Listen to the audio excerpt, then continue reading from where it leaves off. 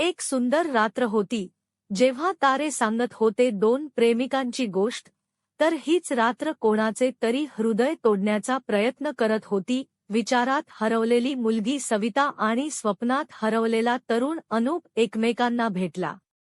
ते एका साहसी कार्यक्रमात भेटले, जिथे त्यांच्या डोळ्यांनी एकमेकांशी विचित्र संभाषण केले. लवकरच सविता आणि अनूपच्या नात्याचे रूपांतर एका गोड कथेत होते. त्यांच्यातील प्रेमाने त्यांना एकमेकांचे सोबती बनवले होते. पण कधी कधी आयुष्य आपल्याला परीक्षेची संधी देते.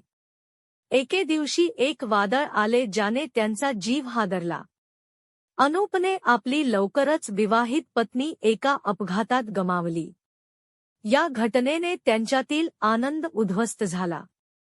नेहमी अनूपच्या सोबत असणाऱ्या सविताला त्याचं दुःख समजलं, पण तिचं मन त्याच्यासोबत होतं.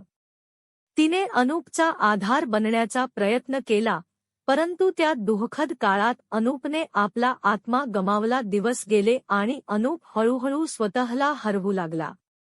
त्याचे हास्य हरवले आणि त्याचा चेहरा नेहमी उदास असायचा.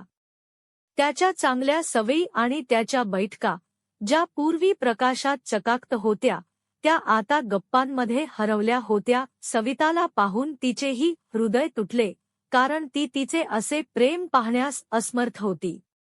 अनूपला पुनरुज्जीवित करण्यासाठी त्यांचे प्रयत्न चालू होते, पण कुठेतरी त्यांच्या आत्महत्येचे ओझे त्यांच्या आयुष्यावर जाणवत होते. अखेर एके दिवशी अनूपने ठरवले की आपण या संघर्षातून बाहेर पडू शकत नाही आणि आत्महत्येचा मार्ग निवडला. या सत्यामुळे सविताला आणखी एका दुःखाला सामोरे जावे लागते, ज्याची तिने कल्पनाही केली नव्हती, कारण तिचे प्रेम तिच्या आयुष्यातून कायमचे निघून जाईल.